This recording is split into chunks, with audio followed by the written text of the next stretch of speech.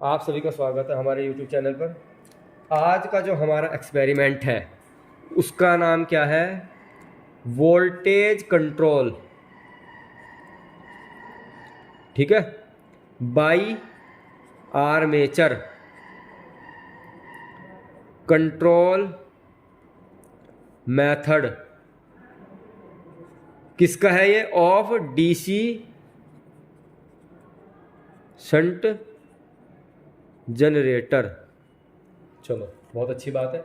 आपका एक्सपेरिमेंट आज का क्लियर हो गया कि हम कर क्या रहे हैं कि जो हमारे पास में डीसी शंट जनरेटर है उसकी वोल्टेज को आप आर्मेचर की सहायता से कैसे कंट्रोल करोगे।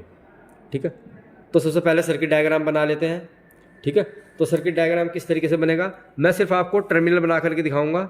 ठीक है, ये मेरा मान लो मैंने कोई डीसी शंट जनरेटर माना है जिसके 4 टर्मिनल ये हैं।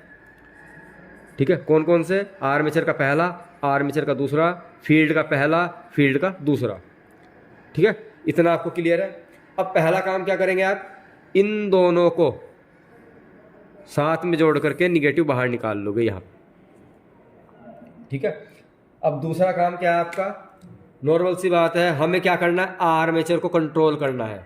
ठीक है, चलो, आर्मेचर से जो वायर निकलेगी आउटपुट की, इसमें हमने क्या किया? सबसे पहले एक एमीटर लगा दिया।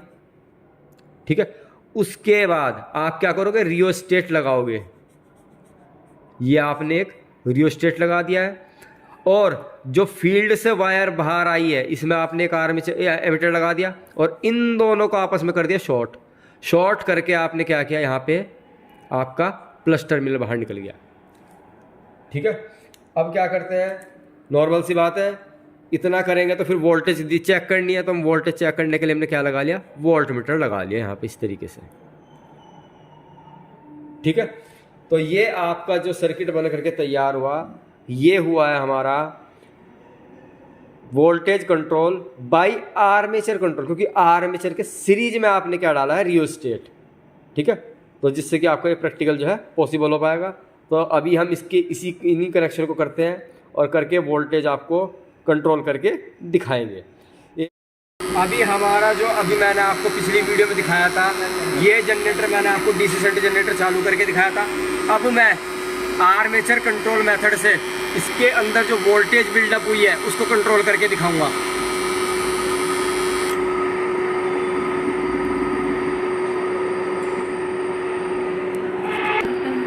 तो ये वाला जो एमीटर जो था ये मेरा आर्मेचर के अंदर लगा हुआ था।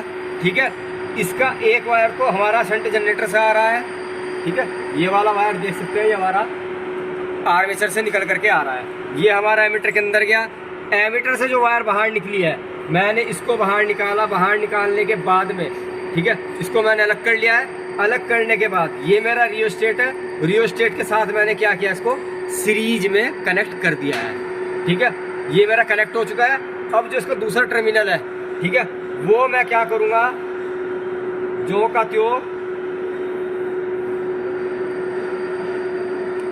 त्यों कहाँ लगाऊंगा? जहाँ पे मेरी वोल्टेज बिल्डअप हो रही थी वहीं पे लगा दूंगा इसको। सिर्फ मैंने क्या किया है, जो आर्मेचर आ रहा था, आर्मेचर के एमीटर के जो टर्मिनल से वायर जा रही थी वो सीधा सीधा यहाँ जा रही थी। ठीक है, उसके रास्ते में मैंने सिर्फ क्या किया है? एक रियोस्टेट डाला है। ठीक है, कनेक्शन चेक करा देता हूँ। ये आर्मेचर से आया, इसके टर्मिनल पे चला गया, यहाँ से आउटपुट आई। यहाँ से आउटपुट आने के बाद ये हमारी रियोस्टेट के अंदर गई। रियोस्टेट से बाहर जाने के बाद ये मेरी, क्योंकि प्लस वाली सप्लाई थी, ठीक है, यही प्लस वाली सप्लाई कहाँ चली गई है? जो मेरा फील्ड का टर्मिनल आया था प्लस वाला, ये प्लस वाला एमीटर से होते बाहर आया था। इस प्लस वाले को मैंने क्या किया है? फील्ड रियोस्टेट को जोड़ दिया है, सॉरी आर्मेचर रियोस्टेट को जोड़ दिया है और उसके बाद में इसको सीधा सीधा कनेक्ट कर दिया है। अब मैं आपको इसकी वोल्टेज चेक करके दिखाता हूँ।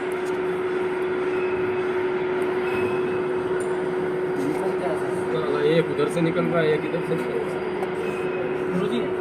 यही किया देखो ना। तो मैंने क्या किया? आर्मेचर सीरीज में लगा दिया है। ठीक है, अब मैं क्या करूँगा?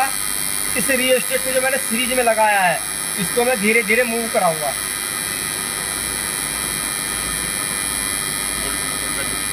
तो आप देख सकते हैं जो वोल्टेज हमारी जनरेट हुई थी वो डाउन होकर के 150 वोल्ट के आसपास आ चुकी है। ठीक है, इस तरीके से क्या करते हो आप आर्मेचर के सीरीज में रियोस्टेट लगा करके जो जनरेटर से वोल्टेज बिल्डअप हो रही है उसको आप कंट्रोल करते हो। एक चीज़ का विशेष ध्यान रखना है आपको, क्या इस मेथड का इस्तेमाल आपको जब ही करना है जब आपका रियोस्टेट कम से कम 10 एम्पियर का हो, क्योंकि सारी करंट आर्मेचर के अंदर बन रही है। आर्मेचर में बनने के बाद वो सीधा सीधा कहाँ आएगी, एमीटर से होती हुई रियोस्टेट के अंदर। तो जैसे ही आप इसके ऊपर लोड डालोगे तो आर्मेचर के अंदर कम से कम 2, 3, 4, 10, 15 के आसपास, 15 एम्पियर के आसपास करंट बनती है। 15 एम्पियर के आसपास वो सारी की सारी आपकी रियोस्टेट से निकलेगी। इसीलिए आपको रियोस्टेट कम से कम 10 एम्पियर का इस्तेमाल करना है, मिनिमम से मिनिमम 10 एम्पियर का। अभी फिलहाल हमने कितना क्या है, 100 ओम 3 एम्पियर विदाउट लोड।